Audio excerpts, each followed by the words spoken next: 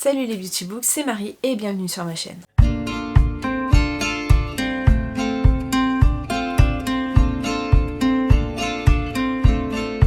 J'espère que vous allez bien, on se retrouve pour une nouvelle vidéo et dans la même vague que ce que j'avais fait pour Franck Charcot et Lucie Hennebel avec Franck Tillier. Je me suis dit que j'allais vous faire une vidéo focus sur les romans de Jennifer L. Armentrout. Je pense que Jennifer L. Armentrout c'est l'autrice pour laquelle j'ai lu le plus de romans. Vraiment, je pense que je n'ai pas compté, mais je pense que j'en suis facile à une trentaine. Je vais compter tout de suite.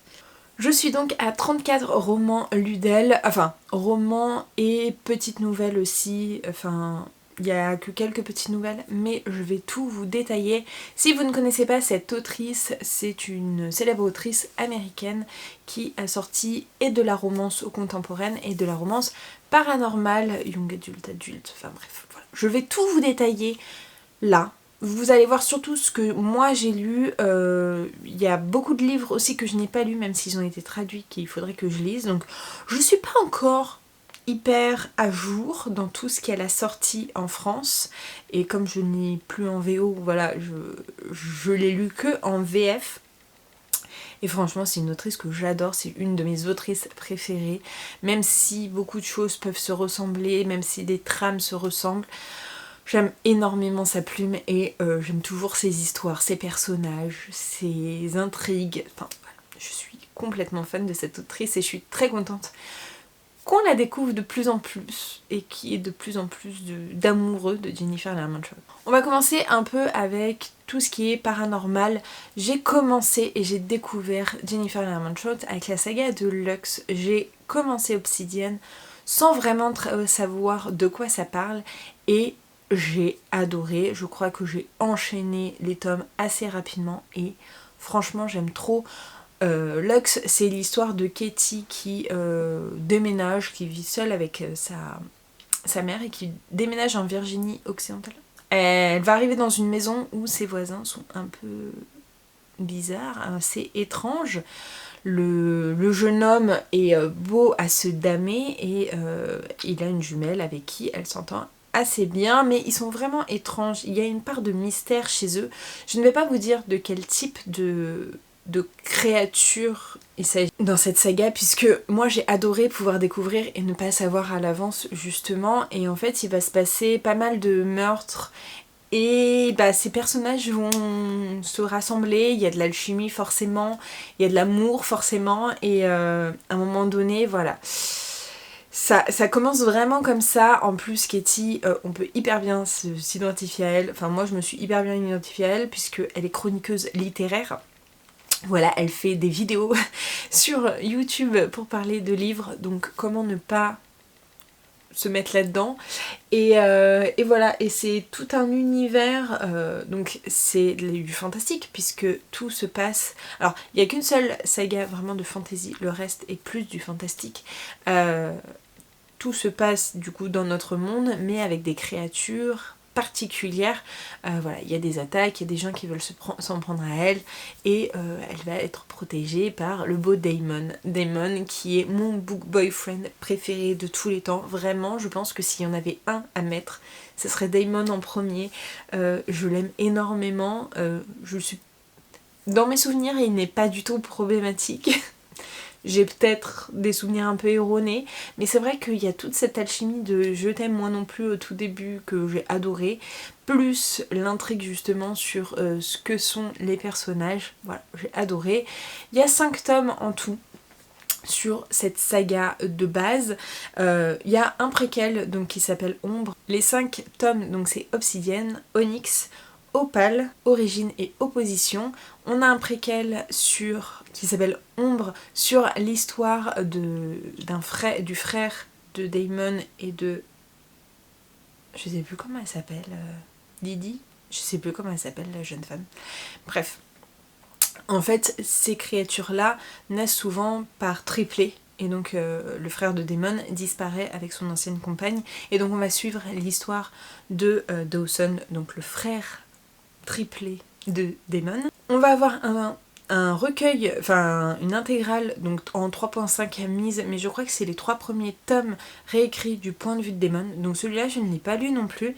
Et on a un 5.5 qui est officiellement, et ça je pense que c'est la partie après. Alors je sais pas si on suit toujours les mêmes personnages, je ne crois pas, je crois que ça fait le lien entre Lux et sa saga spin-off. Il faut savoir que Jennifer L. Armentrout aime beaucoup faire des sagas et faire des spin-offs à côté, et elle l'a fait quasiment sur toutes ses sagas, en tout cas de romance paranormale, de fantasy fantastique. Donc voilà, on a également un petit spin-off, mais vraiment dans une saga à part qui s'appelle Arome. Enfin, la saga spin-off s'appelle Arome, mais il n'y a qu'un seul tome qui s'appelle Obsession, que je n'ai absolument pas lu. Je pense que ces romans-là, sachant que ça fait très longtemps que je n'ai pas revu, que je n'ai pas lu Lux, que je n'ai pas relu Lux, ça fait longtemps que j'ai lu Lux, bref, j'aimerais beaucoup les lire dans pas très longtemps pour pouvoir me remettre dans l'univers. Et il y a une grosse saga spin-off là-dessus qui s'appelle Origine. Et donc là on va retrouver un des personnages qu'on voit qu'au tome 3 je crois. Non, au tome 4 je crois. Je sais plus si c'est le tome 3 ou le tome 4 parce qu'en plus il y a un des tomes. C'est un cliffhanger de malade. Je n'ai jamais vu un cliffhanger aussi horrible que celui-ci. Et donc la saga spin-off est en 4 tomes pour l'instant, mais seulement 3 tomes sont sortis, et en français et en VO. Elle n'a toujours pas écrit le 4e. Ça fait 2 ou 3 ans que le 3e est sorti en français, donc j'ai quand même hâte de le suivre, même si cette saga spin-off, je suis pas méga fan. Donc cette saga spin-off s'appelle Origine. On va suivre un des personnages du coup 5 ans après je crois, ou quelques années après la fin de Lux. Donc il s'est passé plein de choses sur Lux, et donc ce personnage qu'on retrouve va récupérer une jeune femme qui a l'air d'avoir des petits pouvoirs et qui faisait partie, qui est la fille d'un des méchants de Lux. Et donc voilà, il va y avoir une histoire entre les deux. Je préfère pas trop en dire parce que c'est assez spoiler. Vraiment, les spin-offs, ne les lisez pas sans avoir lu la saga de base, ça spoil énormément. Le premier tome est Étoile Noire, le deuxième tome est Flamme Obscure, et le 3e tome est Nuit Scintillante. Donc voilà, la fin du tome 3 m'a complètement... Voilà, du coup j'ai hâte d'avoir le tome 4, même si en fait elle le sortait un tous les ans, donc il y en a eu 2019, 2020, 2021, donc ça va faire 3 ans que ce n'est toujours pas sorti, et je crois pas que le tome 4 soit sorti en VO. Elle s'est un peu concentrée sur une autre saga, mais j'aimerais bien qu'elle finisse celle-là pour que je puisse la cocher et la terminer et que j'ai tous mes souvenirs. Ce que j'adore, c'est que souvent on retrouve des personnages de la saga de base, donc j'ai adoré retrouver Damon dans cette saga là, et voilà, je pense que c'est une des seules raisons pour lesquelles je continue cette saga, c'est de revoir Damon. Et la deuxième raison aussi, c'est vraiment pour le cliffhanger qu'il y a eu à la fin du tome 3. Et donc apparemment dans Origine il y a un petit préquel, mais je pense que c'est une toute petite nouvelle que je n'ai pas lue. Je vais voir si je vais la lire ou pas, mais c'est vrai que celle-là je l'ai pas lue, je ne sais pas pourquoi, peut-être que je l'ai pas trouvée. 9 minutes pour parler que de Lux, je vais peut-être me dépêcher. On a ensuite Covenant qui est dans un univers avec beaucoup de mythologie grecque. Donc il y a encore une fois 5 tomes plus un petit préquel que cette fois-ci j'ai lu. Oui, c'est ça. Puisque ce petit préquel est intégré dans le premier tome chez J'ai lu. Voilà. La plupart des sagas, des livres de Jennifer Armentrout sont sortis chez J'ai lu. Ça, je ne vous l'ai pas dit. Et donc, les tomes sont Sang mêlé, Sang pur, Éveil, Apollyon et Sentinelle. Et j'ai oublié aussi de vous dire qu'entre le tome 3 et 4, il y a également une nouvelle qui s'appelle Elixir, et je trouve qu'elle est très très importante de lire, puisque je pense qu'on n'a pas tous les éléments si on passe du 3 au 4 et qu'on n'y est pas le 3.5. Il faut vraiment le lire selon moi. On est dans un univers où Alexandria est une sang mêlé. Voilà, on a les sangs purs, on a les humains, les sangs purs, les sangs mêlés. Les sangs purs sont des descendants directement des dieux grecs, et les sangs mêlés sont les sangs purs qui ont fricoté avec les humains. Et en fait, un sang pur ne peut pas se mettre en relation avec un sang mêlé. Et dans chaque décennie, il y a ce qu'on appelle un Napoléon qui est vraiment au-dessus de tout. Et Alexandria a toujours aimé en secret, c'est une sang mêlée, elle a toujours aimé en secret Aiden, qui est un sang pur, puisqu'elle faisait partie du Covenant, mais avec sa mère, elles ont dû fuir. Sa mère se fait tuer par un démon et elle est obligée de revenir dans le Covenant pour s'entraîner. On sent qu'elle a une menace un peu aux fesses, mais on ne sait pas pourquoi, et elle va devoir s'entraîner. En plus, elle a toujours voulu être sentinelle, il n'y a que les sangs purs qui finissent sentinelle. Elle n'a le droit vraiment à rien en tant que sang mêlé, elle n'a le droit à rien du tout. Et donc on va voir l'Apollyon en ce moment qui va arriver avec ses beaux cheveux, avec sa belle carrure, qui fait le beau gosse, et qui s'appelle Seth d'ailleurs, et voilà, il va y avoir toute une intrigue autour de la mythologie, des sangs purs, des sangs mêlés, des démons, enfin voilà, les sangs purs sont, enfin les sentinelles sont là pour protéger les humains des démons, et voilà un peu ce qui se passe, il va y avoir tout ça. Jennifer Lerman-Trout est très forte également pour faire des triangles amoureux à un moment donné dans sa saga, enfin dans ses sagas, et là il y a un triangle amoureux. Et je suis assez contente du dénouement finalement de ce triangle amoureux, et à la suite de Covenant, nous avons la saga de Titan, qui est une des dernières sagas qui est en train d'être sortie, puisque le tome 2 est sorti en mois de décembre ou de novembre, je ne sais plus, mais fin d'année 2023. Donc là il y a 4 tomes, donc les 2 premiers tomes sont déjà sortis. On a Confusion et Éther. Les 2 autres tomes vont pas tarder à sortir, normalement courant 2024 ils devraient sortir, et encore une fois on va récupérer un des personnages de Covenant plusieurs années après la fin de Covenant, non, quelques mois après je crois, quelques mois après la fin de Covenant, et les dieux ont libéré les titans pour leur guerre entre dieux, voilà. C'est pas un énorme spoil, mais bon voilà, les titans sont revenus sur la planète, et le personnage qu'on voit dans Covenant va devoir protéger une humaine, apparemment humaine, mais qui a un petit secret. Bon, elle est pas au courant, mais on le sait assez rapidement, je préfère pas vous le dire pour vous garder la surprise, mais on le sait assez rapidement, donc Josie, et donc il va devoir la protéger, puisque les titans sont un peu après elle et après sa catégorie d'humains, on va dire. Donc voilà, j'aime beaucoup cette saga. Covenant, j'avais un peu moins aimé que Lux, en plus j'avais enchaîné entre Lux et Covenant. C'est vrai que j'avais beaucoup aimé les premiers tomes, mais je trouvais qu'à partir d'un certain basculement, ça devenait très gnangnan, très blablabla. Pourtant, il y a un final de malade. Personne ne peut s'y attendre, vraiment, personne n'est prêt à cette fin de saga, mais franchement j'ai plutôt bien aimé. Si vous aimez la mythologie grecque, je peux vous la conseiller, même si pour moi vraiment c'est pas la meilleure, je préfère largement Lux. Mais Titan j'aime plutôt bien. Alors j'ai beaucoup aimé le premier tome, je l'ai dévoré en 2 jours je crois. Le deuxième tome un peu moins, mais je me demande si c'est pas aussi mon état d'esprit qui était pas complètement connecté à ça. Nous avons ensuite la saga Dark Elements, et donc encore une fois il y a une saga principale et une saga spin-off. La saga principale est sur 4 tomes cette fois-ci, non sur 3 tomes plus un préquel.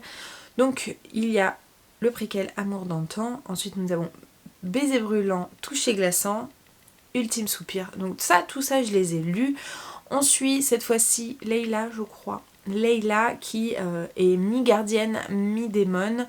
Elle a été élevée par les gardiens en lui mettant dans la tête que tous les démons étaient méchants, donc elle était un peu un paria quand même dans leur unité, dans leur manoir, et voilà, elle est hyper amoureuse depuis la tendre enfance d'un gardien, et sauf que en fait chaque baiser qu'elle donne aspire l'âme de la personne qu'elle embrasse, donc ça limite les choses d'un point de vue sentiment et relation. Les gardiens sont là pour protéger les humains des démons, et voilà, et donc Layla va toucher, va marquer les démons qu'elle croise pour faciliter aussi les gardiens, et elle a une scolarité tout simplement normale, et un jour il y a un célèbre Roth qui arrive dans ses cours, ça la chamboule complètement, et il s'avère que Roth n'est autre qu'un démon, et il va lui montrer que les démons ne sont pas tous si méchants, et pas comme on lui a toujours appris.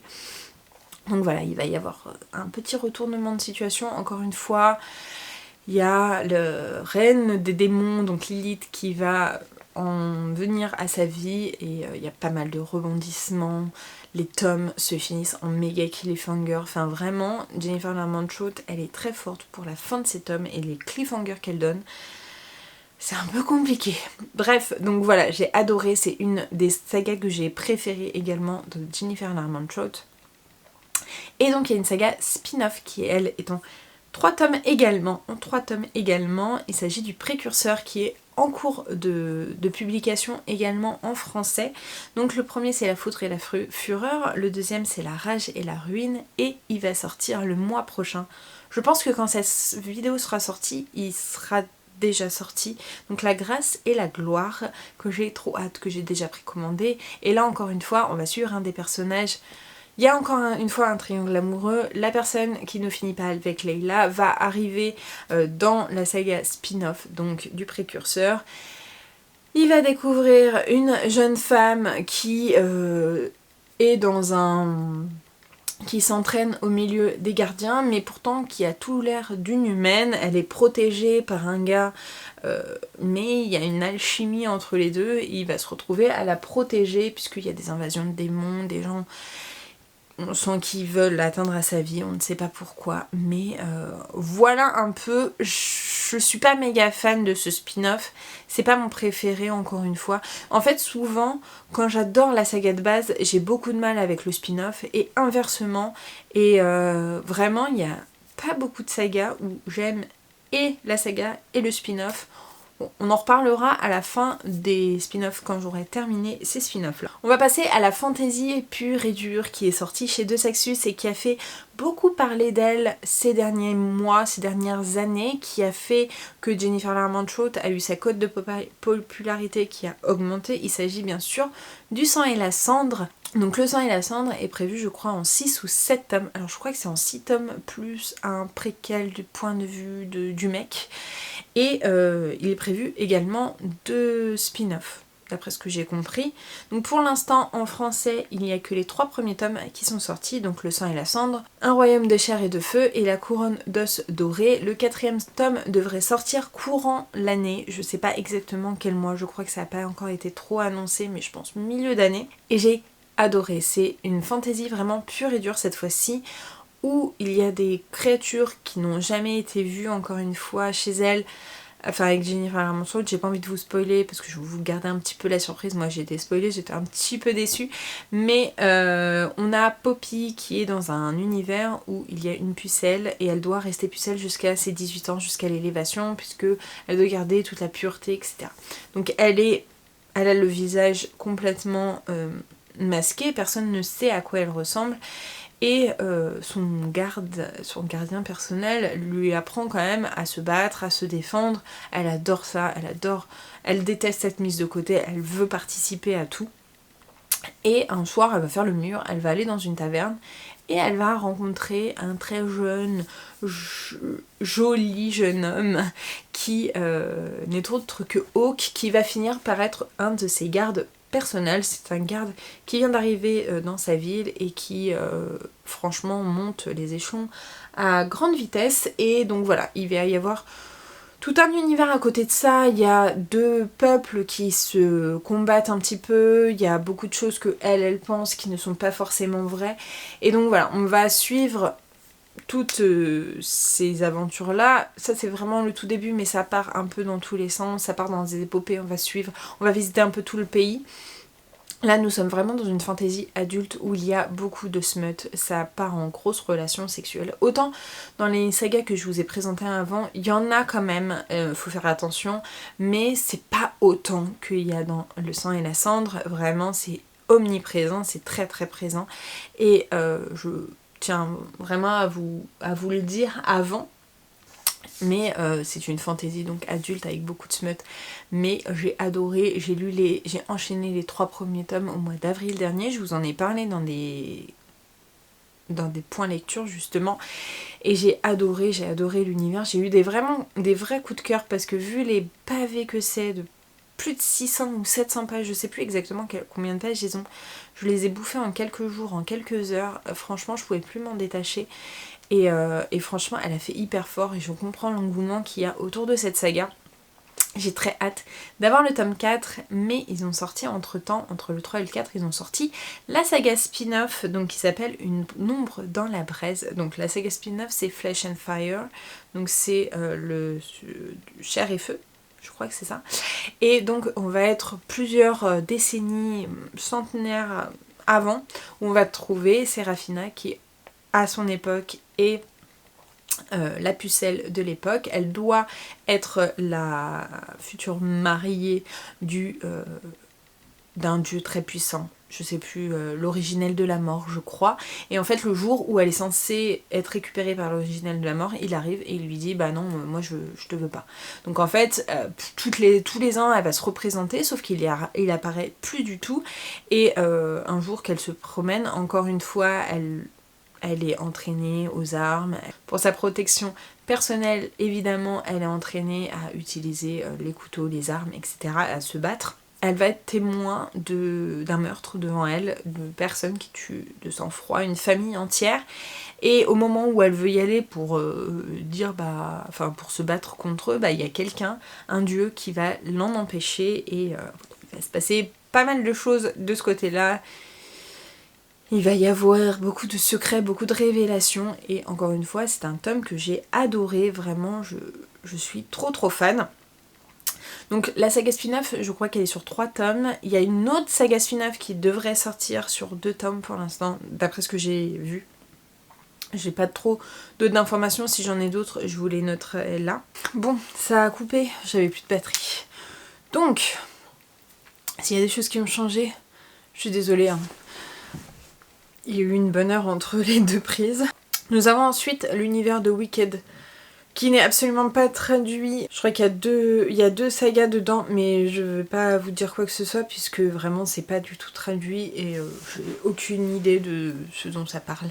On va passer à la romance, et j'ai découvert aussi Jennifer Lamont Shouts avec la romance contemporaine, avec la saga Jeu de patience, qui est en 6 tomes, mais avec pas mal de petits spin-offs entre temps. Au milieu, c'est une saga que j'aime énormément, même si on ne suit pas toujours le même personnage, mais on suit des personnages compagnons. Souvent c'est des personnages qu'on voit dans le tome d'avant, donc ça spoil quand même un peu sur les histoires des uns et des autres, mais voilà, les histoires sont indépendantes, sauf les spin-offs. Donc le premier c'est Jeu de patience, qui est l'histoire de Cam et Avery. Avery est une nouvelle jeune fille qui arrive un peu dans son coin, elle ne veut pas parler à grand monde, elle a un lourd passé et elle va tomber sur Cam, mais vraiment tomber, ils vont se percuter et Cam tombe tout de suite sous son charme et va tout faire pour la conquérir, voilà. Mais voilà, c'est souvent des sujets assez compliqués, assez durs. On parle de beaucoup de sujets très durs et voilà, il y a pas mal de trigger warning, donc je tiens à vous le préciser. C'est une de mes romances préférées, j'adore Cam et Avery. Pour une fois que c'est le mec qui court vraiment après la nana et que c'est la nana qui fait que la rembarrer, ça me fait très plaisir, vraiment. J'adore ce petit point de vue là et vraiment les deux personnages j'ai adoré. Ensuite on a un tome 1.5 où on a la même histoire mais du point de vue du mec, donc je l'ai lu plusieurs années après, je l'ai lu l'année dernière et j'ai adoré replonger dans cette histoire, avoir le point de vue de Cam, ça apporte vraiment une valeur ajoutée je trouve. Dans le tome 2, Jeu d'innocence, on retrouve la petite sœur de Cam et donc voilà son histoire avec un autre personnage et donc ça va être sur sa vie d'étudiante, sachant que c'était une grande danseuse mais elle s'est blessée, donc c'est comment se réhabituer après la blessure. Les autres histoires, je les ai plus trop en tête, j'avoue que ces deux-là m'avaient pas mal marqué, même si je les ai toutes aimées. Ensuite, on a les tomes 2.5 et 2.6, où là, encore une fois, on retrouve Cam et Avery sur des cours, enfin, il y a une quinzaine de pages, je pense. Il y en a un, c'est du point de vue de Cam, et l'autre d'Avery, mais c'est exactement la même histoire. J'ai encore adoré, de toute façon tout ce qui touche à Cam et Avery j'adore. Et donc ensuite on a le tome 3 et 4, donc 3 qui est jeu d'indulgence et le tome 4 qui est jeu d'imprudence. Et donc je me suis arrêtée là et il me reste donc le tome 4.5, donc jeu de méfiance, le 5 jeu d'attirance et le 6 jeu d'inconscience. Donc voilà, le but de cette année 2024, ça va être de terminer ces 3 romans, puisque le 4.5 est quand même de la taille d'un roman, donc je vais essayer de me binge-reader ces 3 là, comme ça je peux passer à d'autres sagas de Jennifer Lerman-Trout. Surtout qu'il y a d'autres sagas de romances que je n'ai toujours pas lues, donc il y a d'abord une duologie qui est la saga Frigide, donc c'est à huis clos et à demi-mot qui est sortie il y a hyper longtemps mais que je n'ai jamais lu. Il me fait très envie. Les couvertures sont très glaciaires. Je ne sais pas absolument pas de quoi ça parle. De toute façon, ceux que je n'ai pas lus, je ne sais pas de quoi ça parle. Nous avons également la saga Ombre et Mystère qui est sortie. C'est une trilogie qui est sortie, tous les volets. D'ailleurs, j'ai le tome 1 dans ma pile à lire, voilà, qui traîne depuis hyper longtemps. Mais elle est toujours dans ma pile à lire et je pense que tant que je n'aurai pas terminé Jeu de patience, je ne commencerai pas celle-là. Et voilà, j'ai très envie de découvrir puisque ça faisait très envie. Donc il y a Envoûté, Troublé et Fasciné. Voilà, je ne sais pas si c'est que de la romance contemporaine. D'après Livradique, c'est que de la romance contemporaine. Mais Ombre et Mystère, ça a l'air un peu fantastique. Donc je vous en dirai un peu plus quand je vous ferai un update sur cette vidéo-là. Quand j'aurai lu un peu plus de romans. Mais voilà. On verra. Et une trilogie qui est en train de ressortir, donc le tome 1 est sorti en janvier, le tome 2 est sorti en février et le tome 3 sort en mars. C'est Tempting Love avec le tome 1, le témoin, le tome 2, l'athlète et le tome 3, le garde du corps. Ces 3 là sortent par contre chez Milady je crois. Ils me font très envie. Mais je résiste à la tentation. J'aimerais bien que j'ai lu, j'aurais bien aimé que j'ai lu propose l'entièreté des œuvres de Jennifer Lerman-Trout, mais bon, il y en a un peu chez Milady, il y en a un peu chez De Saxus. C'est comme ça. Et donc ensuite, il y a pas mal de one-shot, mais encore une fois que je n'ai absolument pas lu, je n'ai lu aucun one-shot de Jennifer Lerman-Trout. Il y en a qui sont traduits, il y en a pas du tout. En traduit, nous avons l'éternité, c'est compliqué, ne te retourne pas, revenir pour mourir et si demain n'existe pas. Donc voilà ceux qui me restent encore à lire. J'ai encore un peu de travail, il me reste encore des Jennifer Lerman-Trout à découvrir, mais vous voyez que j'ai quand même lu pas mal de romans d'elle et franchement je suis très contente et j'ai qu'une envie, c'est de continuer à la découvrir. 34 c'est plutôt pas mal en comptant en comptant les petites nouvelles, c'est quand même pas mal. De ce que j'ai lu, elle est très prolifique, elle a écrit quand même pas mal de choses, donc voilà, je suis très contente.